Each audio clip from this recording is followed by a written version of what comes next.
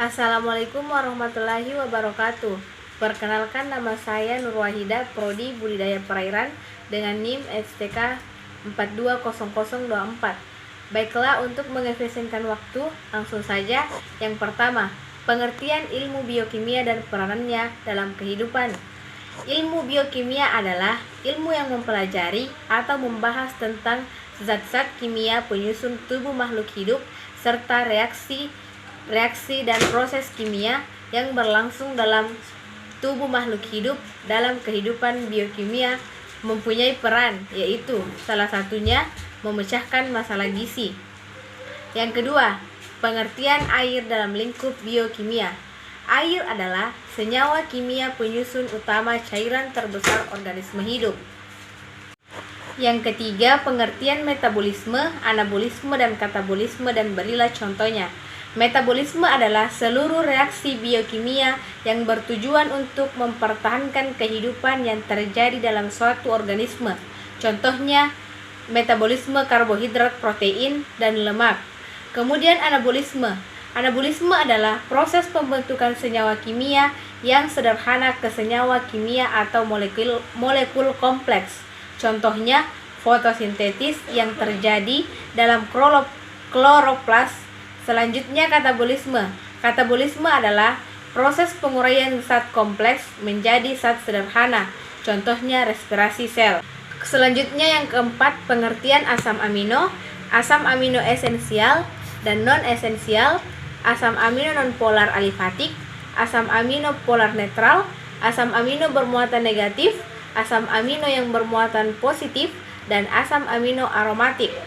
Asam amino adalah penyusun protein yang berupa senyawa dengan gugus karboksil dan gugus amina. Asam amino esensial adalah asam amino yang tidak dapat disintetis oleh tubuh, sehingga harus diperoleh dari makanan yang dikonsumsi. Asam amino non-esensial adalah asam amino yang dapat disintetis oleh tubuh. Asam amino non-polar alifatik adalah asam amino yang bersifat hidrofobik dan pada umumnya terdapat pada protein yang berinteraksi dengan lipid. Asam amino polar netral adalah asam amino yang bersifat hidrofilik, cenderung terdapat di bagian luar protein. Asam amino bermuatan negatif adalah asam amino yang bersifat asam yang beranggotakan aspartat dan glutamat. Asam amino bermuatan positif adalah asam amino yang bersifat polar dan basa yang beranggotakan lisin, arginin, dan histidin.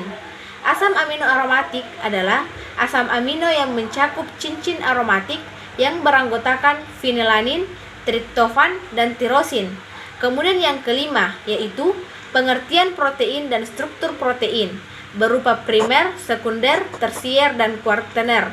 Protein adalah makromolekul atau molekul raksasa yang dibentuk oleh gabungan asam amino atau residu melalui ikatan peptida. Struktur protein terbagi atas 4, yaitu primer, yang dimana dapat dilihat 2D yang menggambarkan dua urutan asam amino dari suatu protein beserta ikatan peptidanya. Kemudian struktur sekunder di mana 3D hasil pelipatan protein akibat ikatan hidrogen antara atom O dan N. Kemudian struktur tersier, yaitu struktur 3D. 3D-nya hasil pelipatan protein akibat ikatan hidrogen, dan struktur yang terakhir yaitu struktur kuartener, di mana sudah memiliki dua pelipatan atau lebih protein. Selanjutnya yang keenam, yaitu klasifikasi enzim dalam 6 kelompok utama. Adapun klasifikasi enzim dalam 6 kelompok utama, yaitu yang pertama oksidoreduktasa, yang mana mengkatalisis reaksi reduksi oksidasi donor hidrogen atau donor elektron adalah salah satu substratnya. Yang kedua transferasa, yang dimana mengkatalis reaksi transfer atau pemindahan gugus. Yang ketiga hidrolase, yang dimana mengkatalisis reaksi hidrolisis dan ikatan lainnya. Yang ketiga liasa, yang dimana pemutusan bukan hidrolik pada ikatan lainnya yang menyesatkan ikatan rangka 2 atau penambahan gugus pada ikatan rangkap 2. Kemudian isomerasa yang berupa perubahan susunan geometri atau spesial pada suatu molekul. Selanjutnya ligasa atau sintesa, yang dimana mengkatalisis reaksi penggabungan dan molekul. Kemudian yang mempengaruhi aktivitas enzim tersebut yaitu yang pertama, pengaruh konsentrasi enzim, yang dimana bila jumlah enzim dalam suatu reaksi menjadi 2 kali lipat, maka jumlah substrat yang diubah menjadi produk atau hasil adalah 2 kali lipat. Juga kemudian pengaruh yang kedua yaitu pengaruh konsentrasi substrat, yang dimana kecepatan sebanding dengan konsentrasi substrat jumlah substrat 2 kali lipat sampai waktu tertentu dengan catatan konsentrasi enzim tetap konstan. Kemudian pengaruh yang ketiga yaitu pengaruh pH, yang dimana pH ekstrim dapat mengakibatkan enzim mengalami denaturasi. Perubahan pH yang tidak ekstrim mempengaruhi enzim secara aktivitas maksimum pH tersebut disebut pH optimum untuk enzim tersebut. Kemudian pengaruh yang keempat yaitu pengaruh temperatur atau suhu, yang dimana spektrum luas enzim akan memiliki aktivitas maksimum pada suhu 35 derajat Celcius. Ketika kurang dari 35 derajat Celcius, maka aktivitasnya turun. Kemudian perbedaan sel hewan dan sel tumbuhan, dan struktur dan fungsi organel-organel sel. Perbedaan sel hewan dan sel tumbuhan yang paling utama ialah terletak pada dinding selnya. Pada sel tumbuhan memiliki dinding sel, sementara sel hewan tidak memiliki dinding sel. Fungsi dari sel tumbuhan berfungsi melindungi sel yang menunjang pertumbuhan pada sel tersebut. Kemudian ada beberapa struktur dan fungsi organel-organel sel. Yang pertama yaitu membran sel, yang tersusun dari fosfolipid bilayer dan memiliki bagian protein di sela-sela lapisan lipid yang berfungsi sebagai pelindung cairan sel. Kemudian yang kedua dinding sel, yang dimana tersusun dari selulosa, hemiselulosa, protein. Struktur dinding sel tumbuhan bervariasi tiap spesiesnya, yang dimana berfungsi untuk menjaga dan melindungi struktur sel tumbuhan.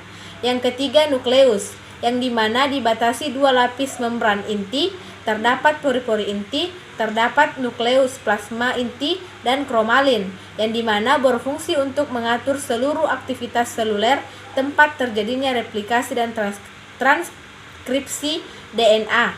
Kemudian yang keempat ribosom, di mana terdiri dari subunit besar dan kecil dengan ukuran berbeda antara prokariot dan eukariot, yang dimana berfungsi untuk mensintesis protein dalam proses translasi. Kemudian yang kelima yaitu retikulum endoplasma.